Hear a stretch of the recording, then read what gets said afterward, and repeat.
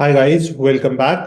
आज हम लोग तीन इंपॉर्टेंट लीगल के टॉपिक्स को पढ़ने वाले हैं। और ये तीनों के तीनों टॉपिक्स जो हैं ये आपके CLAT exam point of view से काफी ज्यादा इंपॉर्टेंट हैं। इस तरह के बहुत सारे topics GK and legal reasoning section में बहुत बार पूछे जाते हैं।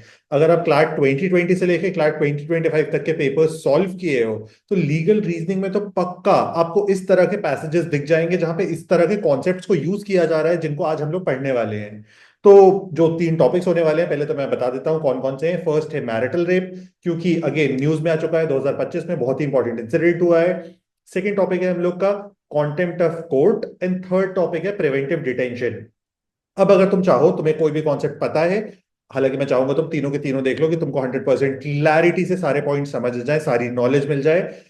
लेकिन अगर तुम्हें ऐसा लगता है तुम्हारे इनमें से तीनों में से कोई भी एक टॉपिक प्रिपेयर्ड है तो तुम टाइमलाइन से नेविगेट कर सकते हो और अपने चॉइस का टॉपिक देख सकते हो। अब सेकेंडली, अगर तुम चाहते हो कि हम लोग साथ में जीके की प्रेपरेशन करें तो लिंक डिस्क्रिप्शन में जाके देख सकते हो जीके का बैच। वहां पे 100% आपकी सारी जीके की चीजों को कंप्लीट कराऊंगा मैं। अब स्टार्ट करते हैं इस सेशन को। तो फर्स्ट टॉपिक होने वाला है हम लोग का मैरिटल रेप। तो मैरिटल रेप का सबसे पहले तो मीनिंग क्या होता है, तो यहाँ पे दो वर्ड्स यूज किए जा रहे हैं। First is marital. मैरिटल का मतलब होता है marriage. Second word is rape. Rape का मतलब होता है आपने किसी भी पर्सन के साथ कोई सेक्सुअल एक्टिविटी की, और ये सेक्सुअल एक्टिविटी जब आपने एक सेकेंड पर्सन के साथ की तो ये थी उसके कॉन्सेंट के बिना, यानी कि विदाउट कॉन्सेंट किसी एक मेल पर्सन ने फीमेल के साथ सेक्सुअल एक्टिविटी को किया तो इसको कहा जाएगा रेप। रेप कहां पे डिफाइंड है?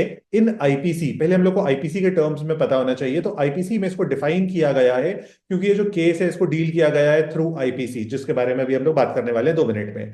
तो आईपीसी में बेसिक याद रखना, आईपीसी सेक्शन 375 में रेप के बारे में लिखा हुआ है। अब ये चीज चर्चा में क्यों है, न्यूज में क्यों है, क्यों हमसे सवाल पूछा जा सकता है, मैं आपको ये चीजें एक्सप्लेन कर देता हूं। तो क्या हुआ, एक केस है जिसका नाम है Gorakhnath Sharma Sharma versus state of Chhattisgarh, state of CG, ये केस का नाम है। अब इस केस में क्या हुआ, गोरखनाथ शर्मा एक आदमी थे, मैरिड इंसान थे, और इनकी एक वाइफ थी। अब गोरखनाथ शर्मा भी इस देश के बहुत सारे खराब मर्दों की तरह ही थे। उन्होंने एक दिन अपनी वाइफ के साथ without the consent of wife sexual activity को किया, यानी कि अपनी वाइफ का रेप किया। सेकेंडली, उन्होंने अपने वाइफ के एनस में अपने हाथ को पेनिट्रेट कर दिया, यानी कि उनकी अपने वाइफ के एनस में अपने हाथ को डाल दिया। इसके वजह से क्या हुआ, इसका रिजल्ट क्या था कि वाइफ की इंस्टेंटली तबीयत बहुत ज्यादा खराब हो गई और वाइफ को फाइनली अपने आप को हॉस्पिटलाइज करना पड़ा। तो अब वाइफ हॉस्पिटल में एडमिट हो गई। वाइफ ने जब स्टेटमेंट दिया अपना तो वाइफ ने क्लियरली बोला कि गोरखनाथ शर्मा, विच मींस मेरे हस्बैंड ने मेरे साथ इस तरह की एक्टिविटीज की हैं जिसकी वजह से मेरी ये हालत हो गई है। इसके बाद, इसके कुछ दिनों के बाद वाइफ की डेथ हो जाती है। अब वाइफ की डेथ हुई तो ऑब्वियसली यहाँ पे केस बनना था। केस बन गया और केस बना Gorakhnath Sharma versus state of Chhattisgarh. अब यहाँ पे जो वाइफ है, क्योंकि वो विक्टिम है, क्योंकि वाइफ या उसकी फैमिली ने इस सूट को फाइल किया, तो वाइफ की फैमिली जब सूट को फाइल करेगी किसी भी क्रिमिनल कंप्लेन को, तो स्टेट गवर्नमेंट जो होती है रिप्रेजेंट करती है सारे के सारे क्रिमिनल ऑफेंसेस में। इसलिए यहाँ पे स्टेट ऑफ छत्तीसगढ़ लिखा हुआ है, वाइफ का नाम नहीं है। तो अब यहाँ पे वाइफ के साथ इस तरह की चीजें हुई। अब सेक्सुअल एक्टिविटी हुई, विच मींस वाइफ का मैरिटल रेप हुआ। एंड सेकेंड चीज हुई, उसके एनस में हाथ को पेनिट्रेट किया। इस चीज को कहा जाएगा अननेचुरल सेक्स, यानी कि एक नेचुरल फॉर्म ऑफ जो सेक्सुअल एक्टिविटी होती है उसके बियॉन्ड जाके आपने चीजों को कमिट किया। अब अननेचुरल सेक्स क्या होता है, पहले तो मैं तुमको थोड़ा सा डिफाइन कर देता हूँ, शायद तुम्हें पता हो इसके बारे में, शायद तुम्हें ना पता हो, क्योंकि इंडिया में बहुत सारे लेजेंडरी लोग होते हैं और मतलब किस किस किस्म के लोग होते हैं शायद तुम्हें पता चलेगा इस बात को सुन के। तो अननेचुरल सेक्स जो है ये अकॉर्डिंग टू आईपीसी एक ऑफेंस है, अकॉर्डिंग टू बीएनएस भारतीय न्याय संहिता एक ऑफेंस है। अननेचुरल सेक्स होता क्या है, पहली चीज होती है कि एक orderly sexual activity, which means nature ने हमको बताया है कि इस तरह से सेक्सुअल एक्टिविटी होनी चाहिए कि मेल रिप्रोडक्टिव ऑर्गन और फीमेल रिप्रोडक्टिव ऑर्गन मीट करने चाहिए, that is normal sexual activity. लेकिन अब अगर हमने इस कोर्स से डिविएट करके किसी और कोर्स को चुना तो उसको हम लोग कहेंगे अननेचुरल सेक्स। फॉर एग्जाम्पल, अगर एक हस्बैंड अपने मेल रिप्रोडक्टिव ऑर्गन को फीमेल एनस में पेनिट्रेट करता है, तो उसको हम लोग अननेचुरल सेक्स बोलेंगे। ये चीज हुई क्यों, मैं तुमको थोड़ी सी स्टोरी बता देता हूँ, शायद तुम लोग को ध्यान रहेगी ये चीज, और काफी अमेजिंग सी स्टोरी है ये। क्या हुआ था जब अंग्रेज इंडिया में आए थे, तो अंग्रेजों को इंडियन वुमेन इतनी ज्यादा पसंद नहीं लगती थी, आती थी, इतनी ज्यादा अट्रैक्टिव नहीं लगती थी, क्योंकि बहुत बेसिक सी चीज थी कि उस वक्त पे racial discrimination all time high था, कि एक आदमी, एक गोरा आदमी एक ब्राउन वुमन को कैसे पसंद कर सकता है, या ब्राउन मैन को कैसे पसंद कर सकता है, क्योंकि वो तो सुपीरियर है ना अपनी नजरों में। तो अब उनको पसंद नहीं आती थी, तो अब क्या होता था, लेकिन एक सेक्स जो है एक बेसिक ह्यूमन नेसेसिटी है सारे लोगों के लिए, जितने भी इंसान हैं, तुमको भी होगी। तो सारे लोगों के लिए सेक्सुअल नेसेसिटी होती है। और अब ब्रिटिश ऑफिसर्स जो थे उनके साथ भी ये प्रॉब्लम थी, तो अब उन्होंने इंटरनली ऑफिस के अंदर अपने पार्टनर्स बनाना स्टार्ट कर दिया, अपने सेक्सुअल पार्टनर्स को चूज करना स्टार्ट कर दिया, जिससे ऑफिस एनवायरनमेंट जो था वो बहुत ज्यादा खराब होने लगा, ब्रिटिश ऑफिसर्स का एनवायरनमेंट। और वहां पे प्रेफरेंसेस मिलने लगी, क्योंकि ये मेरा सेक्सुअल पार्टनर है तो ऑब्वियसली मैं इसको प्रेफरेंस दूंगा, इसको प्रमोशन दूंगा, इसको काम पे नहीं बुलाऊंगा। तो इस तरह से बहुत सारे बेनिफिट्स ऑफर करने लगे। तो इस चीज को कंट्रोल करने के लिए लॉर्ड मैकॉले ने सोचा, क्यों ना हम हर तरीके की डिफरेंशियल सेक्सुअल एक्टिविटीज को पनिशेबल ऑफेंस बना दें। तो इसीलिए इंडिया के अंदर लिखा गया सेक्शन 377। 377 ने बोला कि अननेचुरल सेक्स जो है वो भी एक पनिशेबल ऑफेंस होगा। तुमने शायद सुना होगा, सेक्शन 377 को इंडिया से हटा दिया गया है विथ केस जिसका नाम है नवतेज सिंह जौहर वर्सेस यूनियन ऑफ इंडिया। ये केस हुआ था 2017 में।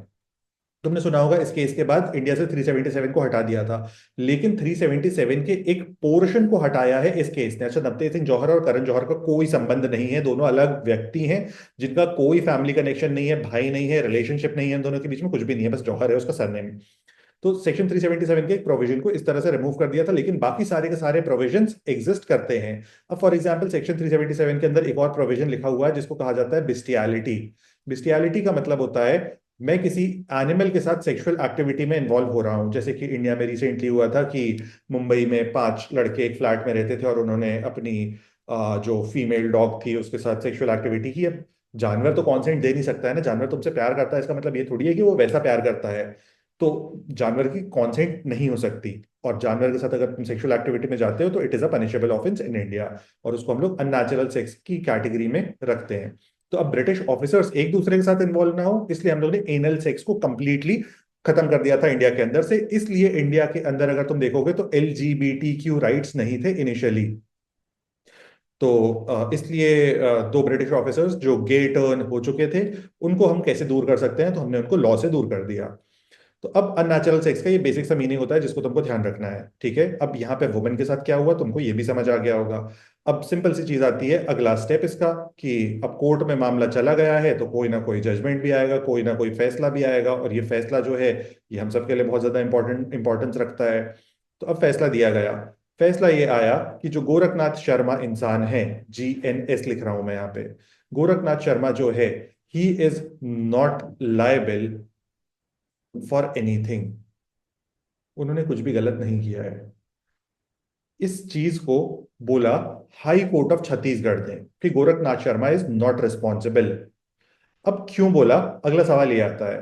तो यहां पे कोट किया गया सेक्शन 375 ऑफ IPC। तो सेक्शन 375 ऑफ IPC बताता है रेप की डेफिनेशन। रेप की डेफिनेशन के अंदर ही इसका एक एक्सेप्शन भी लिखा हुआ है कि रेप किस कंडीशन पे या किस सिचुएशन में नहीं होगा। इस सिचुएशन को लिखा गया है सेक्शन 375 क्लॉज 2 के अंदर। क्लॉज 2 बोलता है अगर वुमन तुम्हारी वाइफ थी और तुमने उसके साथ फोर्सफुली सेक्सुअल एक्टिविटी की या अननेचुरल सेक्स किया, it is not a crime. तो यहां पे इस बात को क्लियरली एस्टैब्लिश कर दिया है ऑलरेडी इन IPC। अब तुम मुझसे ये भी सवाल पूछ सकते हो कि IPC क्यों लग रहा है भाई, तो मैं तुमको एक और कॉन्सेप्ट बता देता हूं जो तुमको पता होना चाहिए। तुमको तारीख याद रखनी है, जुलाई 2024।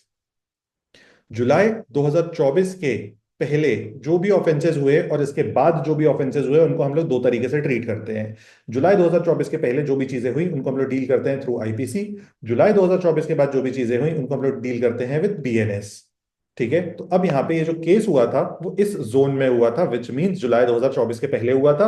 अब तुमको तो पता ही है इंडिया में अब रेप जैसी कोई एक्टिविटी हो जाती है तो उसको 1 साल में, 1.5 साल में, 5 साल में जजमेंट नहीं आती है, उसको जजमेंट आने में टाइम लगता है। तुम लोग शायद पता होगा, कोलकाता रेप केस बहुत रिसेंटली हुआ था।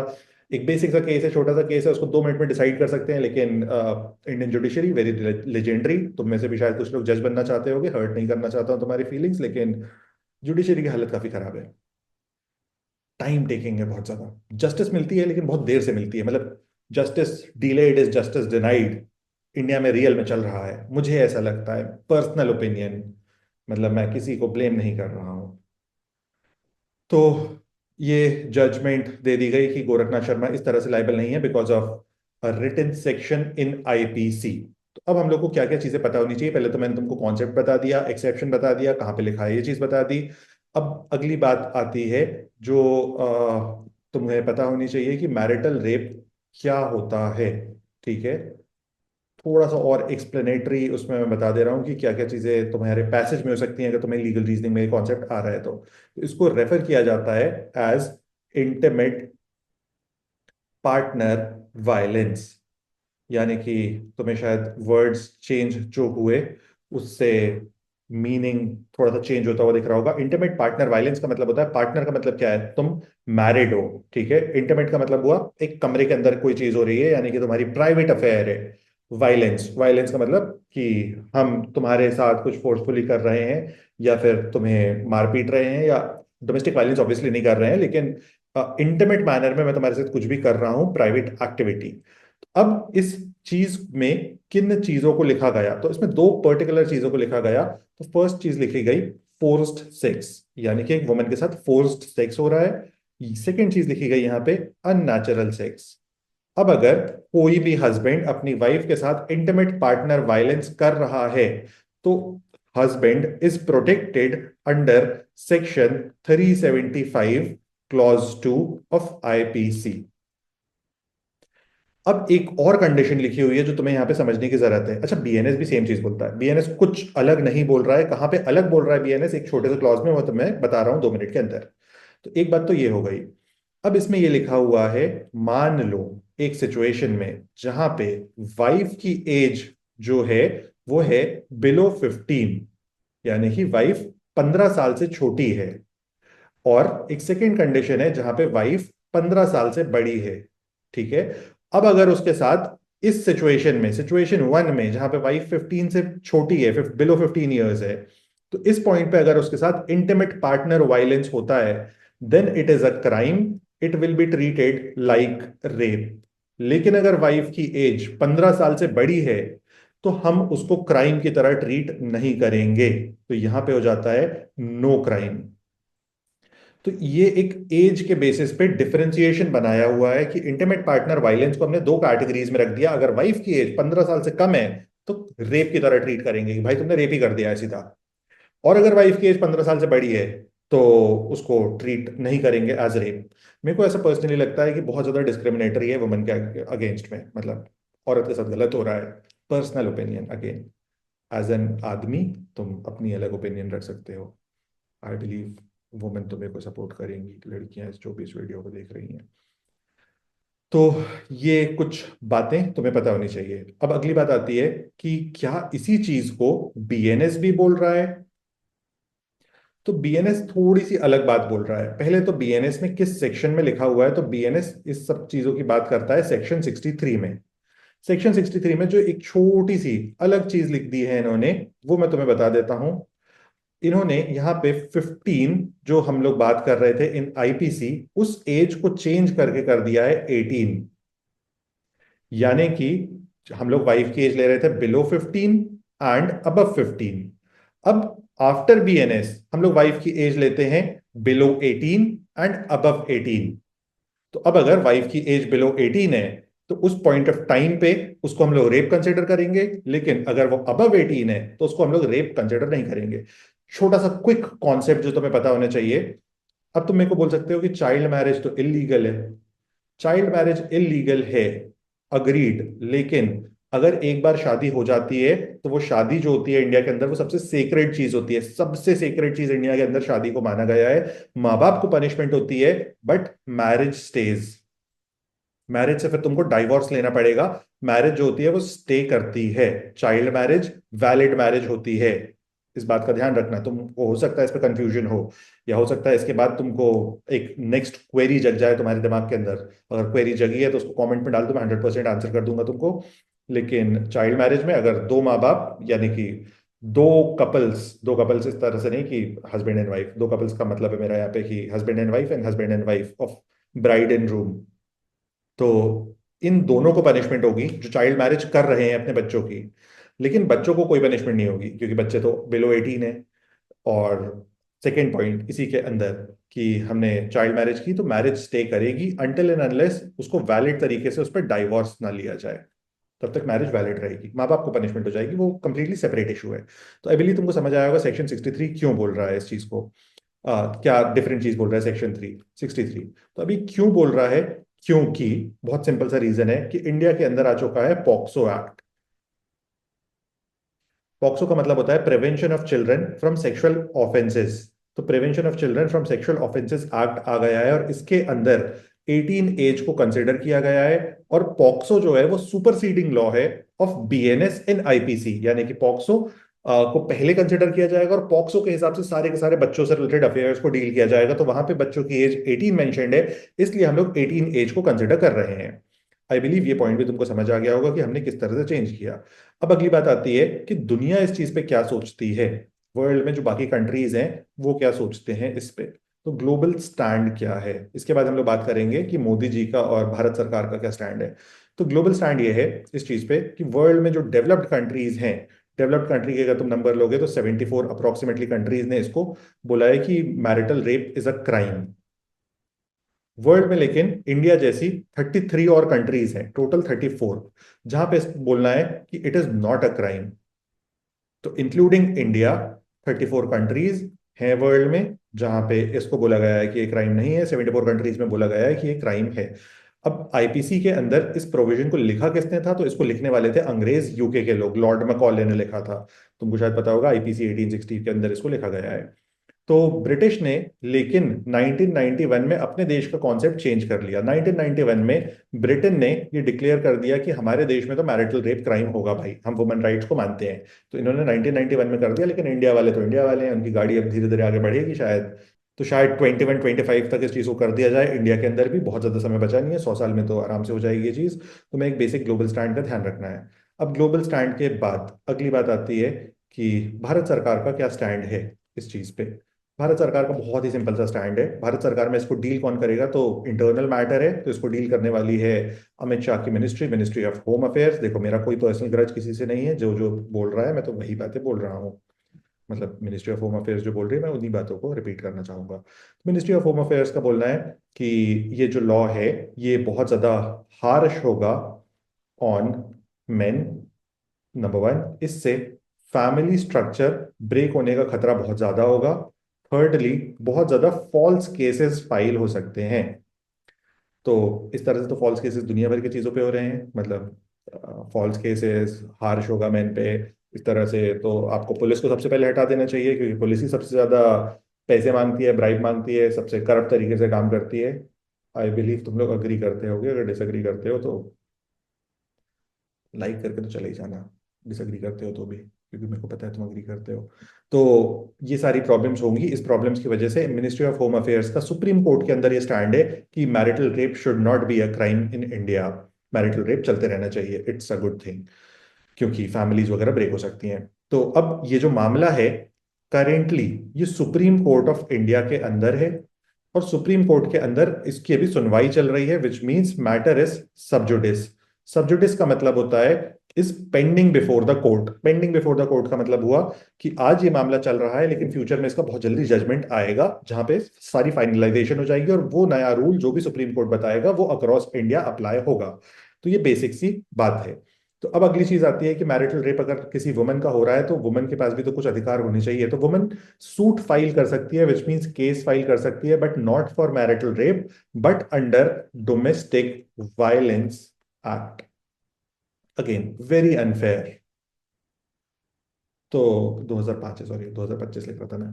तो डोमेस्टिक वायलेंस एक्ट 2005 में वुमेन सूट फाइल कर सकती है। और इसके अंदर भी जब वुमेन सूट को फाइल करेगी तो उसके अंदर कुछ पर्टिकुलर टर्म्स बताए हैं जिसमें वुमेन सूट फाइल कर सकती है, जैसे कि sexual abuse, humiliation and violation of dignity. In categories के अंडर वुमेन सूट फाइल कर सकती है, अदरवाइज वुमेन के पास कोई उपचार नहीं है। जो भी है यही है। तो सेकंड टॉपिक है कॉन्टेम्प्ट ऑफ कोर्ट। तो देखो, कॉन्टेम्प्ट ऑफ कोर्ट का बेसिक सा मीनिंग होता है कि तुमने कोर्ट की डिसरिस्पेक्ट की। डिसरिस्पेक्ट और क्रिटिसिज्म में बहुत बड़ा अंतर होता है। क्रिटिसिज्म का मतलब होता है मुझे तुम्हारी कोई चीज पसंद नहीं आई, इसलिए मैं जेन्युइन बेसिस पे तुम्हें बोल रहा हूं कि तुम भाई इस चीज को सही कर सकते थे, या तुमने ये जजमेंट गलत दी है, इसके अंदर इस चीज को भी तुमको कंसिडर करना था। दूसरी चीज होती है कॉन्टेम्प्ट। ठीक है, ये क्रिटिसिज्म नहीं है, ये अंडरमाइनिंग द अथॉरिटी है। या फिर मैं विघ्न डालना चाहता हूं प्रोसेस ऑफ जस्टिस में, मैं जस्टिस डिलीवर नहीं होने देना चाहता हूं। अब मैं अगर किसी भी तरह की प्रॉब्लम कॉज कर रहा हूं कोर्ट की फंक्शनिंग में, या मैं कोर्ट के ऑर्डर्स को नहीं मान रहा हूं, तो उसको कहा जाएगा contempt of court. For example, तुमने शायद वाली क्लिप देखी होगी जिसमें चीफ जस्टिस की तरफ एक शू को फेंका गया। ठीक है, तो अब यहां पे तुम कोर्ट को डिसरिस्पेक्ट करना चाहते थे। तो उन उस मतलब उस केस में पता नहीं क्या हुआ, जब भी तुम इस वीडियो को देख रहे हो, लेकिन जब मैं इस वीडियो को रिकॉर्ड कर रहा हूं तब तक तो कॉन्टेम्प्ट नहीं लगा है उस इंसान पे। उस इंसान को बस बार कर दिया गया है कि वो कोर्ट नहीं आ सकता है। लेकिन हम अगर कोर्ट को डिसरिस्पेक्ट करते हैं, उनकी अथॉरिटी को अंडरमाइन करते हैं, तो उस चीज को कहा जाता है कॉन्टेम्प्ट ऑफ कोर्ट। कि तुम कोर्ट की बात को नहीं मान रहे हो, तुम एक लीगल इंस्टीट्यूशन की बात को नहीं मान रहे हो जिसे तुम्हें मानना चाहिए था। तो अब सबसे पहली चीज जो हमें पता होनी चाहिए, कॉन्टेम्प्ट का कॉन्सेप्ट आया कहां से। तो एक एक्ट है, इसको कहा जाता है कॉन्टेम्प्ट ऑफ कोर्ट एक्ट 1971। इस कॉन्टेम्प्ट ऑफ कोर्ट एक्ट 1971 ने इंट्रोड्यूस किया है कॉन्टेम्प्ट ऑफ कोर्ट का कॉन्सेप्ट। ईयर याद रखना, क्योंकि ईयर तुम्हें पूछा जा सकता है। अच्छा, अब इसके लिए एक कमेटी थी, इसको कहा जाता है H.N. Sanyal committee. Sanyal committee. इस पर्टिकुलर कमेटी ने रिकमेंड किया था कि हमें इस कॉन्सेप्ट को इंट्रोड्यूस करना चाहिए। इस कमेटी का गठन किया गया था या बनाया गया था इन द ईयर 1963। तो 1963 में एक कमेटी बनी। कमेटी ने रिकमेंड दो चीजें की थी। फर्स्ट चीज कमेटी ने रिकमेंड की कि एक तो हो सकता है सिविल नेचर का कॉन्टेम्प्ट, सेकंड हो सकता है क्रिमिनल नेचर का कॉन्टेम्प्ट। कि तुम कोई क्रिमिनल चीज पे हमारी बात को नहीं मान रहे हो, हमने तुम्हें बोला कि तुम इस एविडेंस को प्रोड्यूस करो कोर्ट के अंदर, तुमने मना कर दिया, तुमने बोला मैं नहीं दिखाता, मैं नहीं मानता, तुम कौन हो। ठीक है, सिविल होता है कि मैंने एक ऑर्डर रिलीज किया तुम्हारे लिए और तुम उस ऑर्डर को नहीं मान रहे हो। मैं और ज्यादा इजियर बनाने के लिए तुम लोग के लिए मैं कुछ पॉइंट्स ही लिख देता हूँ जो सिविल और क्रिमिनल में आएंगे। तो फर्स्ट हो गया सिविल कॉन्टेम्प्ट। सिविल कॉन्टेम्प्ट में आता है कि हमने पहले तो कोर्ट ऑर्डर को नहीं माना। कि कोर्ट ने कुछ ऑर्डर दिया था, फॉर एग्जाम्पल कोर्ट ने बोला कि इस प्रॉपर्टी को खाली करो, तुम यहाँ से अपने घर को हटाओ क्योंकि तुम्हारा घर गलत तरीके से बना हुआ है। तुमने बोला नहीं हटाता, मैं प्रॉपर्टी खाली नहीं करूंगा, मैं कब्जा जो किया हूं मैं कब्जे को ही मानूंगा अपने। या फिर तुमने किसी कोर्ट की डिक्री को नहीं माना। डिक्री का मतलब क्या होता है, मैं क्विकली बता दे रहा हूँ। डिग्री वर्ड क्योंकि तुमको क्लार्क एग्जाम में भी दिख सकता है। तो ये चीज होती है जजमेंट। जजमेंट होता है कंप्लीट सारी चीजें, कि केस के अंदर कहां से शुरू हुआ और कहां खत्म हुआ, सारे फैक्ट्स को कंटेन करता है जजमेंट। सब कुछ एक जगह पे लिख दिया। जजमेंट का एक छोटा सा पोर्शन होता है, इस पोर्शन को कहा जाता है डिक्री। डिक्री का मतलब होता है डिक्री डिक्री का मतलब होता है एक ऐसा पोर्शन ऑफ जजमेंट जो दोनों पार्टीज के राइट्स, यानी कि एक पार्टी को कुछ अधिकार मिले होंगे और एक पार्टी को कुछ लाइबिलिटीज मिली होंगी। जो पार्टीज के राइट्स एंड लाइबिलिटीज को बताता है उसको हम लोग कहते हैं डिक्री। अच्छा, एक पार्टी के साथ ये भी हो सकता है कि उसको राइट्स भी मिले हैं, लाइबिलिटीज भी मिली हैं। फॉर एग्जांपल बोला है कि तुम जमीन को ले लो लेकिन 20,000 रुपए दे दो दूसरी पार्टी को। ठीक है, तो ये राइट एंड लाइबिलिटी आपको दोनों चीज दी गई कि मेरा और तुम्हारा केस हुआ था। कोर्ट ने क्या बोला कि यश को जमीन दे दो लेकिन यश तुम्हें 20,000 रुपए देगा उसके बदले में। तो मुझे अधिकार क्या मिला, जमीन। तुम्हें क्या मिलेगा, तुम्हारा अधिकार क्या हुआ, 20,000 रुपए। मेरी लाइबिलिटी क्या है कि मुझे तुम्हें 20,000 रुपए देने हैं। तुम्हारी लाइबिलिटी क्या है कि तुम्हें उस जमीन को खाली करना है। तो जजमेंट का वो पोर्शन जो राइट्स एंड लाइबिलिटीज की बात कर रहा है उसे हम लोग कहते हैं डिक्री। इसके बाद अगला डिक्री के बाद यहाँ पे चीज बोली गई है जजमेंट। जजमेंट कि तुम कोर्ट ऑर्डर नहीं मान रहे हो। कोर्ट ऑर्डर का मतलब होता है डायरेक्शन। यहाँ पे इसको भी अपन डिफाइन कर देते हैं। डायरेक्शन का मतलब होता है ड्यूरिंग द प्रोसीडिंग कोर्ट ने बोला कि इस काम को किया जाए, इस एविडेंस को लाया जाए, इस विटनेस को लाया जाए, इस पर्टिकुलर इंसान की स्टेटमेंट ले पुलिस। तो अब वो इंसान की रिस्पॉन्सिबिलिटी बनती है कि पुलिस स्टेटमेंट दे, डिनाई ना कर दे। डिनाई करेगा तो सोच लेना। अगला लास्ट चीज होती है breach of N undertaking. Breach of N undertaking. Breach of N undertaking का मतलब होता है तुमने किसी चीज पे ओथ लिया था, अंडरटेकिंग ली थी, अब तुम उस चीज को डिनाई कर रहे हो कि मैं नहीं मानता, मतलब मैंने गीता पे कसम तो खा ली लेकिन अब उस कसम को मैं डिनाई कर दे रहा हूं। अगला होता है criminal. Interfere with judicial proceedings. Interfere with judicial proceedings का मतलब होता है कि तुम जस्टिस को डिलीवर नहीं होने देना चाहते हो, यानी कि तुम कोई ना कोई ऐसी हरकत कर रहे हो जिससे जस्टिस ना मिल पाए किसी इंसान को। तो इसको कहा जाता है interfering with judicial proceedings. For example, तुम एक कोई विटनेस था, तुमने विटनेस को ही मार दिया। विटनेस कल कोर्ट में आके स्टेटमेंट देने वाला था लेकिन तुमने आज रात कोई विटनेस निपटा दिया। तो ये हो गया इंटरफेयरिंग विद जुडिशियल प्रोसीडिंग्स की कोर्ट ने ये बोला था, उसके बाद तुमने ऐसी हरकत कैसे कर दी भाई। तो एच एन सन्याल कमेटी ने इन दोनों पोर्शंस में इस चीज को डिवाइड किया था, सिविल एंड क्रिमिनल। कॉन्सेप्ट है कॉन्टेम्प्ट ऑफ कोर्ट, कब आया, 1971 में आया। अब इसके बाद इसको लाने का अगली बात आती है कि ऑब्जेक्टिव क्या था। तो ऑब्जेक्टिव बहुत सिंपल सा है, मतलब मैं ऑब्जेक्टिव अगेन तुमको वही बात रिपीट कर रहा हूँ लेकिन मैं थोड़ा सा मेरे को लगा कि अगर कर दूंगा तो ज्यादा अच्छा और इजियर हो जाएगा तुम लोग के लिए। टू अपहोल्ड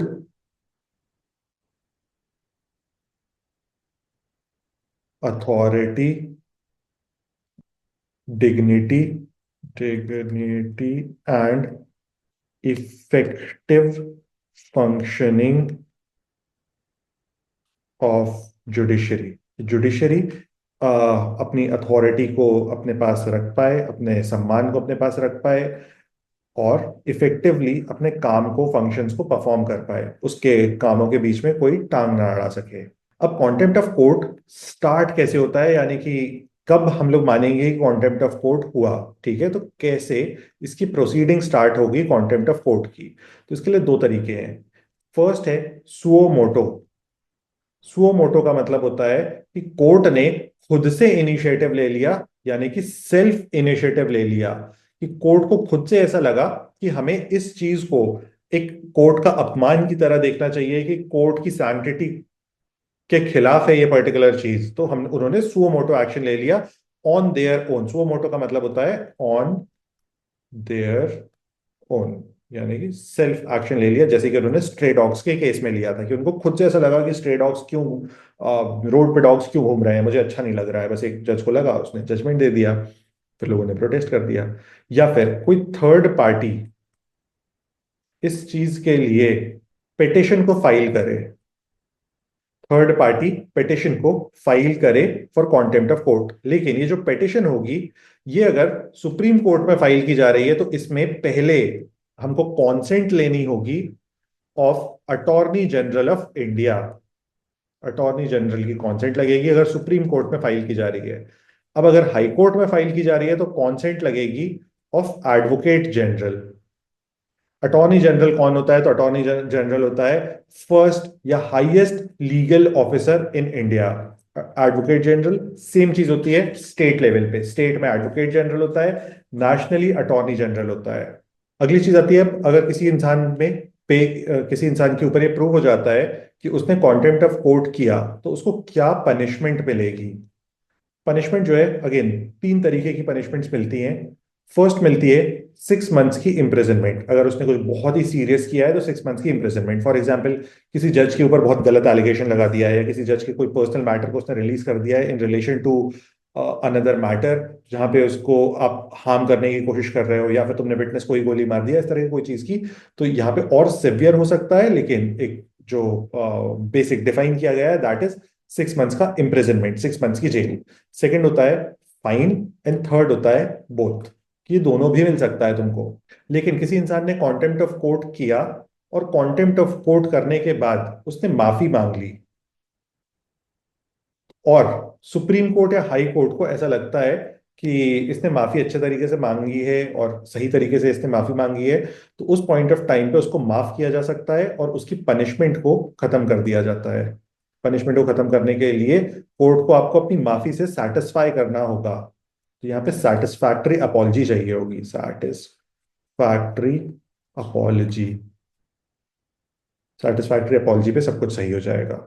अब आखिरी चीज आती है फिर अगले टॉपिक पे मूव कर जाएंगे हम लोग कि कंटेम्प्ट ऑफ कोर्ट कब लगता है और कब नहीं लगता है। तो तुम्हें अपने एग्जाम पॉइंट ऑफ व्यू से दो सिचुएशंस को याद रखना है।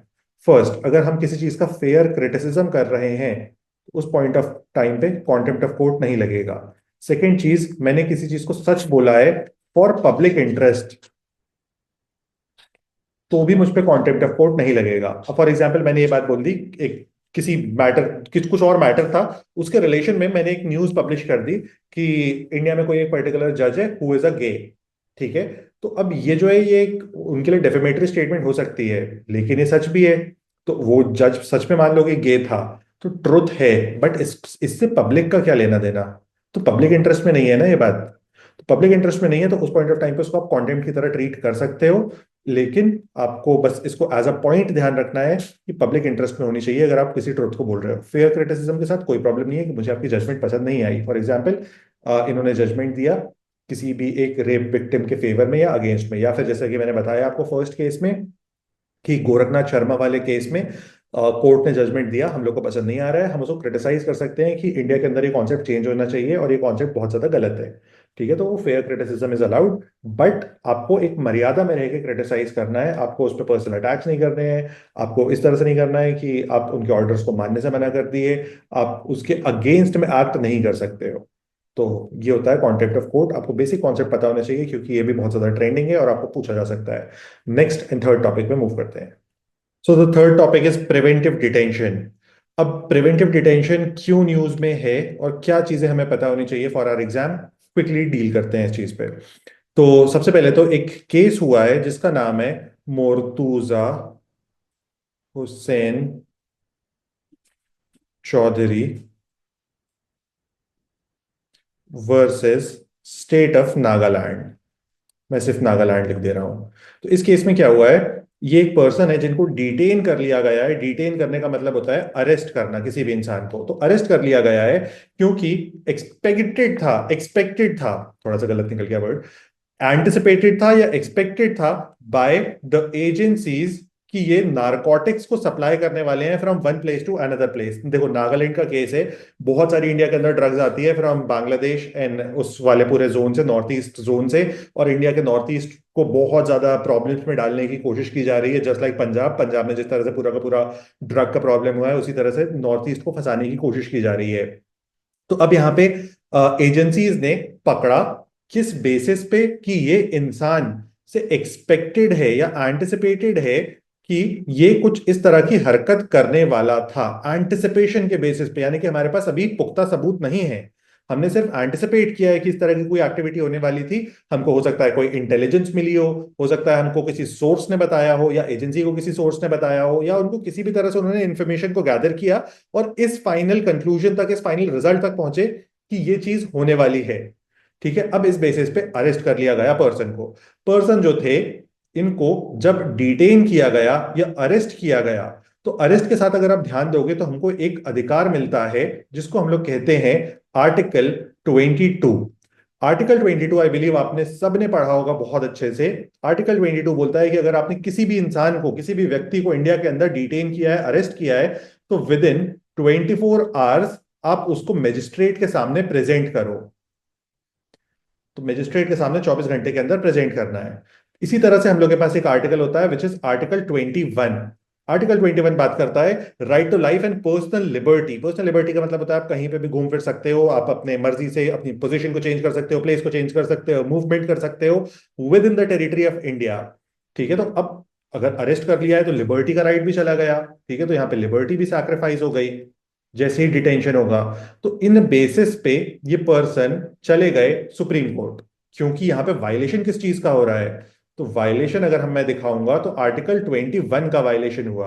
तो article 21 is a fundamental right. अब फंडामेंटल राइट कहां से कहां तक लिखे हुए हैं इंडियन कॉन्स्टिट्यूशन में, तो आर्टिकल 12 से लेके आर्टिकल 35 तक फंडामेंटल राइट्स हैं। अब अगर इनमें से किसी भी फंडामेंटल राइट का वायलेशन होता है, तो फंडामेंटल राइट के वायलेशन के लिए आप डायरेक्टली सुप्रीम कोर्ट जा सकते हो अपने केस को लेके, आपको डिस्ट्रिक्ट कोर्ट, ट्रिब्यूनल, यहां सब नहीं जाना होगा। या फिर हाई कोर्ट जा सकते हो। सुप्रीम कोर्ट जाने के लिए यूज किया जाता है आर्टिकल 32, हाई कोर्ट जाने के लिए आर्टिकल यूज किया जाता है 226। तो इन दोनों प्लेसेस पे आप डायरेक्टली विजिट कर सकते हो अगर आपको ऐसा लगता है कि आपका किसी भी फंडामेंटल राइट का वायलेशन हुआ है, कि आपको एक सरकारी नौकरी मिलने वाली थी और आपसे लेस कॉम्पिटेंट आदमी को, या फिर एक ऐसा इंसान जिसके कम मार्क्स आए थे उसका क्लैट में सिलेक्शन हो जाता है, आपका नहीं होता है, तो तुम अंडर आर्टिकल 14 जा सकते हो सुप्रीम कोर्ट के पास यूजिंग योर आर्टिकल 32, कि तुम्हारा सिलेक्शन हो गया, मेरा सिलेक्शन नहीं हुआ, ठीक है, लेकिन मेरे मार्क्स ज्यादा हैं क्लैट में, तो इस बेसिस पे हम लोग जा सकते हैं। तो यही चीज इन्होंने भी की कि ये चले गए सुप्रीम कोर्ट के पास। अब सुप्रीम कोर्ट को जब ये पता चला कि इनका अरेस्ट हुआ है, ठीक है, क्योंकि ये ड्रग सप्लाई करने वाले थे, तो वहां पे जो पुलिस ने केस बनाया, पुलिस ने बोला कि हमने क्यों डिटेन किया है, क्योंकि हम एक क्राइम को कमिट होने से प्रिवेंट करना चाहते थे, कि क्राइम कमिट ही ना हो। तो ये जो वर्ड है प्रिवेंटिव, प्रिवेंटिव वर्ड यूज हो रहा है टू प्रिवेंट, यानी कि अगर मोदी जी एक रैली करने वाले हैं, उस पर बॉम्ब ब्लास्ट होने वाला है, तो बॉम्ब ब्लास्ट होने का वेट मत करो, आदमी को पहले ही अरेस्ट कर लो, जो आदमी बॉम्ब ब्लास्ट करने वाला है। तो इससे हम उस एक्सीडेंट से प्रिवेंट कर पाएंगे। जैसे कि रिसेंटली रेड फोर्ट के अराउंड ब्लास्ट हुआ है इंडिया में, तो अब वो रेड फोर्ट के अराउंड जो ब्लास्ट हुआ उसके पहले ही आप एंटिसिपेशन के बेसिस पे कौन ब्लास्ट करने वाला है इंसान को अरेस्ट कर लेते, तो आप उस ब्लास्ट से बच सकते थे। तो अब यहाँ पे हमने प्रिवेंट करने के लिए क्या किया, हमने प्रिवेंट करने के लिए एक इंसिडेंट को अरेस्ट कर लिया, एक इंसान को। तो हम यहाँ पे ड्रग सप्लाई नहीं होने देना चाहते थे, इसलिए मोर्तजा हुसैन चौधरी को हमने अरेस्ट कर लिया। पुलिस का ये ग्राउंड था, या जो एजेंसी ने इसको अरेस्ट किया पर्सन को, उनका ये ग्राउंड था। तो अब इन्होंने बोला कि यार मेरे तो आर्टिकल 21 का वायलेशन है, मेरे पास तो फ्रीडम ऑफ मूवमेंट थी, तो अब मुझे कैसे अरेस्ट कर सकते हो। तो ये मामला चला गया सुप्रीम कोर्ट के पास। अब सुप्रीम कोर्ट इस पे अपनी जजमेंट देगा। तो सुप्रीम कोर्ट ने अपनी जजमेंट दी, और सुप्रीम कोर्ट ने अपनी जजमेंट देते हुए बोला, ये जो प्रिवेंटिव डिटेंशन का कॉन्सेप्ट है, ये बहुत ज्यादा ड्रेकोनियन है। ड्रेकोनियन, स्पेलिंग ही नहीं आती है यार जब लिखते लिखते बोलो तो। बहुत ही ड्रेकोनियन कॉन्सेप्ट है। ड्रेकोनियन कॉन्सेप्ट का मतलब होता है कि बहुत ही खतरनाक कॉन्सेप्ट है, जहां पे स्टेट अपने, मतलब फॉर एग्जांपल मोदी जी हैं, मोदी जी आज की तारीख में तो उनको बोल सकते हैं हम लोग स्टेट हैं, क्योंकि वो सबसे पावरफुल इंसान है इंडिया के अंदर। अब वो अपने किसी भी कॉम्पिटिटर को अरेस्ट करवा सकते हैं, ये बोल के कि प्रिवेंटिव डिटेंशन कर रहा हूं, कि इंसान कोई क्राइम कमिट करने जा रहा था तो उसको अरेस्ट कर लिया। फॉर एग्जाम्पल ध्रुव राठी को अरेस्ट कर लिया, कि ध्रुव राठी अपनी वीडियो बना के लोगों को मोटिवेट करना चाहता था कि वो लोग क्राइम को कमिट करें, ठीक है, तो इस तरह से अरेस्ट किया जा सकता है। That's why it is draconian. और इंडिया जैसी डेमोक्रेटिक एंड ग्रोइंग सोसाइटी में इस तरह के कॉन्सेप्ट की कोई भी जगह नहीं है, हमें इस तरह के कॉन्सेप्ट्स को खत्म करना चाहिए। तो ये आर्ग्यूमेंट दे दिया सुप्रीम कोर्ट ने अपने जजमेंट के अंदर। अब अगली बात आती है, हमें प्रिवेंटिव डिटेंशन के बारे में पता होनी चाहिए। अब हो सकता है तुम्हारे दिमाग में बहुत सारे ख्याल आ जाएं कि ये ऐसा वो वैसा, प्रिवेंटिव डिटेंशन कैसा, लेकिन मैं तुम्हें सिर्फ वो बातें बता रहा हूँ जो तुम्हारे एग्जाम पॉइंट ऑफ व्यू से इंपॉर्टेंट है। हम लोग केस को डिस्कस नहीं कर रहे हैं, वो चीज हम लोग क्लासेस में करते हैं, वहां पे ज्यादा सही रहता है, क्योंकि अब तो एग्जाम भी बहुत ज्यादा क्लोज आ चुका है। तो अब प्रिवेंटिव डिटेंशन का जो कॉन्सेप्ट है, ये तुम्हें यहां तक तो समझ आ गया होगा कि कोई भी क्राइम कमिट होने वाला है, उस क्राइम से प्रिवेंट करने के लिए हमने इंसान को ही उठा लिया, हमने इंसान को ही डिटेन कर लिया, कि वो इंसान क्राइम कमिट ना कर पाए। ये बात तो क्लियर हो गई है, एस्टैब्लिश हो गई है। तो अब अगर हम किसी भी इंसान का डिटेंशन करेंगे, तो पहली बात, प्रिवेंटिव डिटेंशन डिटेंशन कर कौन सकता है। तो आर्टिकल 12 की जो एजेंसीज हैं, यानी कि स्टेट की जो एजेंसीज हैं, वो कर सकती हैं preventive detention. Point number one. अब अगर किसी भी इंसान का प्रिवेंटिव डिटेंशन होगा, तो उसके कौन कौन से राइट्स खत्म हो जाएंगे, यानी कि आर्टिकल 12 जो हमको सारे राइट्स देता है, स्टेट हमको सारे के सारे राइट्स देता है। आर्टिकल 12 मींस स्टेट, आर्टिकल 12 में स्टेट की डेफिनेशन लिखी हुई है, यानी कि सरकार की डेफिनेशन लिखी हुई है।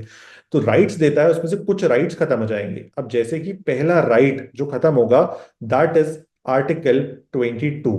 आर्टिकल 22 क्या बोलता था, 24 घंटे में मजिस्ट्रेट के सामने प्रेजेंट करना है। दूसरा राइट जो खत्म होता है, that is article 22 clause 1। Article 22 clause 1 बोलता है कि अगर मैंने तुम्हें अरेस्ट किया है, तो मुझे तुम्हें ग्राउंड ऑफ अरेस्ट देना होगा। ग्राउंड ऑफ अरेस्ट का मतलब होता है कि मैं तुम्हें किस बेसिस पे अरेस्ट कर रहा हूं, क्या रीजन है मेरे पास तुमको अरेस्ट करने का, उस रीजन को मेरे को प्रेजेंट करना होगा तुमको। और इसी के साथ मैं एक और चीज बता दे रहा हूं, यहां पे मैं मिस कर गया, कि 24 घंटे का जो कॉन्सेप्ट है कि 24 आवर्स में करना चाहिए अरेस्ट, ये लिखा गया है आर्टिकल 22 क्लॉज 2 में, कि विद इन 24 आवर्स मजिस्ट्रेट के सामने प्रेजेंट करना है। तो इसके लिए याद रखना क्लॉज 2। तो ये दोनों राइट्स जो हैं इनको सस्पेंड कर दिया जाता है at the time of preventive detention. ये दोनों राइट्स खत्म हो जाते हैं जिस भी इंडिविजुअल का प्रिवेंटिव डिटेंशन हुआ है। अब प्रिवेंटिव डिटेंशन ड्रेकोनियन क्यों है अकॉर्डिंग टू सुप्रीम कोर्ट?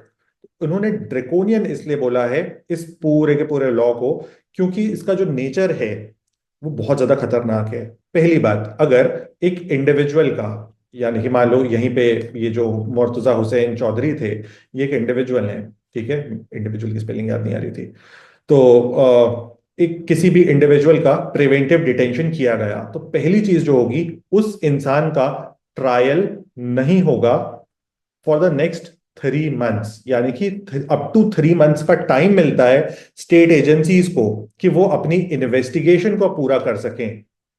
और इस पूरे इन्वेस्टिगेशन के दौर में, समय में, 3 महीने तक उस इंसान को कोर्ट में प्रेजेंट नहीं किया जाता है। और कोर्ट में प्रेजेंट नहीं करोगे तो उसको बेल मिलने का कोई भी चांस नहीं है, कोई भी कंडीशन नहीं है कि उसको फ्री किया जा सके।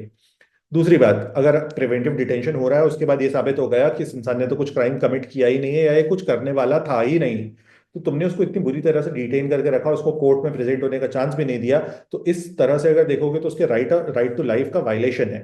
सुप्रीम कोर्ट इस तरह से सोच रहा है इस चीज को। अब इसमें एक सेकेंड कॉन्सेप्ट आता है। दूसरे तरीके का डिटेंशन कौन सा होता है कि किसी इंसान ने क्राइम कमिट किया, कोर्ट में ये बात साबित हो गई कि इस इंसान ने क्राइम कमिट किया है, ठीक है, उस पनिशमेंट को हम लोग कहते हैं, उस अरेस्ट को हम लोग कहते हैं प्यूनेटिव डिटेंशन।